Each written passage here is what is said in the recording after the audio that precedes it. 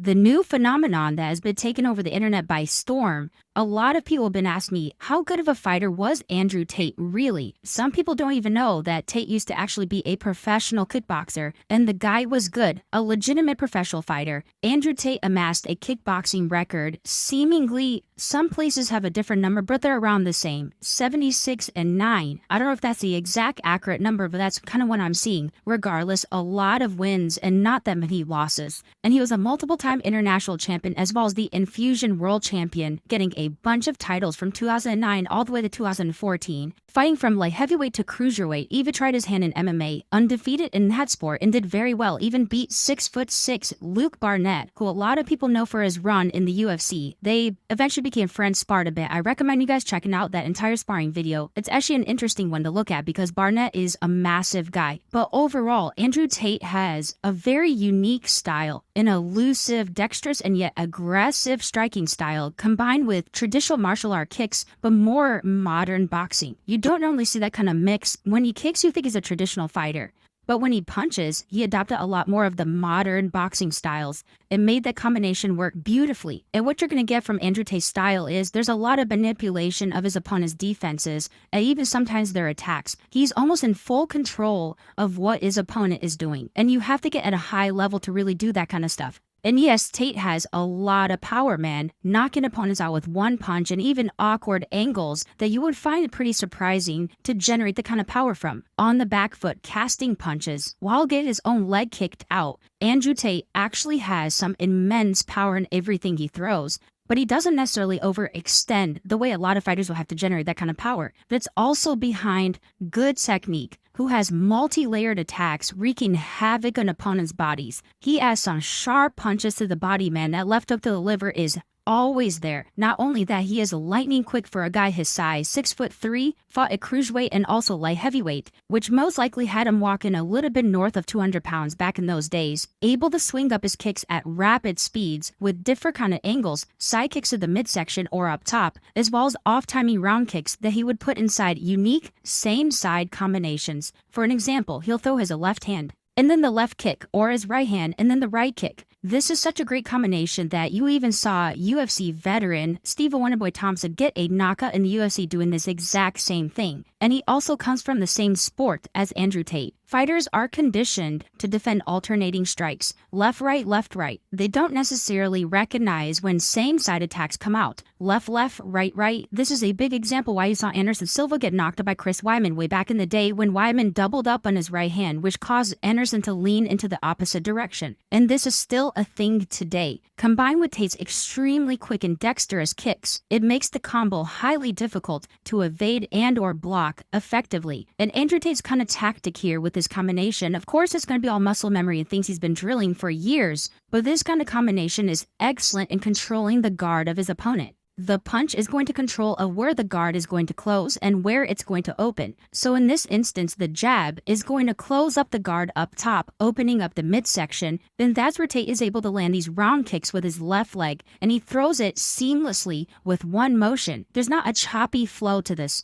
The jab comes and the left kick is coming immediately afterward, which can make this combination pretty hard to see. Or another example of this would be him in the southpaw stance, so he's able to switch effectively, throw out the lead right hook up top, which is going to get the guard to tighten up on the sides of the head, but open up the center. Because the center is opened up, Tate is able to throw up a side kick to the face, an attack that I routinely say is a very underused technique. And I believe in the near future, a lot more of the top fighters are going to be using this. This technique he used throughout his entire kickboxing career, and nobody was really able to address it. In this form of control of the opponent's defenses, also expand into other avenues. For example, chambering the lead side kick is going to trigger out the leg raise of the opponent in order to block the side kick. This defense is going to cause his opponent to plant for Tate's next move. So Tate intelligently feints high to cause a refocus of his opponent. He now believes a punch is going to come up top.